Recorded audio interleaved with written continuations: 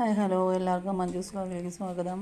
അപ്പോൾ ഈ കഴിഞ്ഞ ദിവസം വാങ്ങിയ ചൂരയുടെ തലയും കുറച്ച് ബാക്കി കഷ്ണങ്ങൾ വെച്ചിരുന്ന് വെട്ടണം ഇന്നത്തെ മീൻ കറി. പിന്നെ ചക്കച്ചുള ഉണ്ടായിരുന്നു. അപ്പോൾ നമുക്ക് ചക്കയും വയ്ക്കാമേ. നല്ല ടേസ്റ്റ് ഉണ്ട് കേട്ടോ. അതിന് മധുരം വെച്ചില്ല, കറി വയ്ക്കാം, കുഴപ്പമില്ല, പച്ച ചക്കയല്ലേ.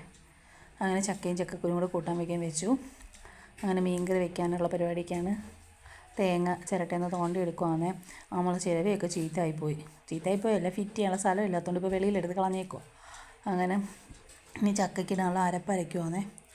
അങ്ങനെ മീൻ്റെ ഇതെല്ലാം ഞാൻ പീസെല്ലാം നല്ലപോലെ ഒന്നും കൂടി ചെറിയ കഷ്ണങ്ങളാക്കി തലയൊക്കെ ചെറിയ കഷ്ണങ്ങളാക്കി കട്ട് ചെയ്തിടുവാന്ന് കേട്ടോ.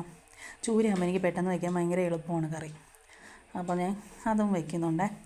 അങ്ങനെ ചൂര മീനെല്ലാം പെട്ടെന്ന് വേസ്റ്റെല്ലാം വെളിയിൽ കളഞ്ഞ് നല്ലപോലെ വൃത്തിയാക്കി കഴുകി ഞാനതിന് അടുപ്പിൽ വയ്ക്കാനുള്ള പരിപാടിയാണ്. അപ്പോഴത്തേക്ക് ചക്ക വിസിലായിട്ട് വെന്തിട്ടുണ്ട്. അപ്പോൾ ഇനി അതിനൊന്ന് ഉടച്ചു കൊടുക്കാമേ. അങ്ങനെ ചക്ക ഉടച്ചു കൊടുത്തിട്ട് അതിൻ്റെ അരപ്പൊക്കെ ചേർത്ത് ഒന്ന് മിക്സ് ചെയ്യാം. കുഴപ്പമില്ല, നല്ലോണം വെന്തിട്ടുണ്ട്. പക്ഷേ ചക്ക കുരിച്ച് വേവാൻ പാട്, ഒന്നും കൂടെ തിളക്കട്ടെ. അങ്ങനെ ഇനി അടുപ്പ് ചൂടാക്കി മീൻ പൊരിക്കാനുള്ളതാണ് കേട്ടോ.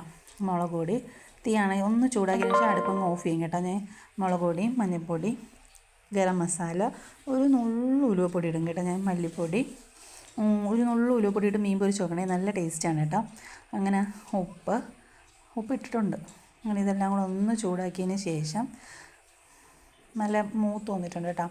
അങ്ങനെ ഞാൻ ഈ അരപ്പിലോട്ട് ഇട്ട് കൊടുക്കുവാണ് കേട്ടോ, കുറച്ചെടുത്ത്. എന്നിട്ട് അതൊന്നും കൂടി മിക്സിയിൽ അടിക്കുന്നുണ്ട്. അത് മീനുള്ള അരപ്പാണ് കേട്ടോ. എന്നിട്ട് അതിലോട്ട് ഞാൻ അത് ഒഴിച്ചെടുക്കുക. എന്ന് വെച്ചാൽ മുളക് പൊടിയും മല്ലിപ്പൊടിയും വറുത്തിട്ട് ഒന്നിടുമ്പോൾ ടേസ്റ്റാണ്. ബാക്കി വറുത്ത മുളക് പൊടിയും മല്ലിപ്പൊടിയും ഞാൻ മീൻ പൊരിക്കാനായിട്ടാണ് എടുത്തത് കേട്ടോ. ഒരു തക്കാളിയും കൂടി അരിഞ്ഞു കൊടുക്കുന്നുണ്ട്.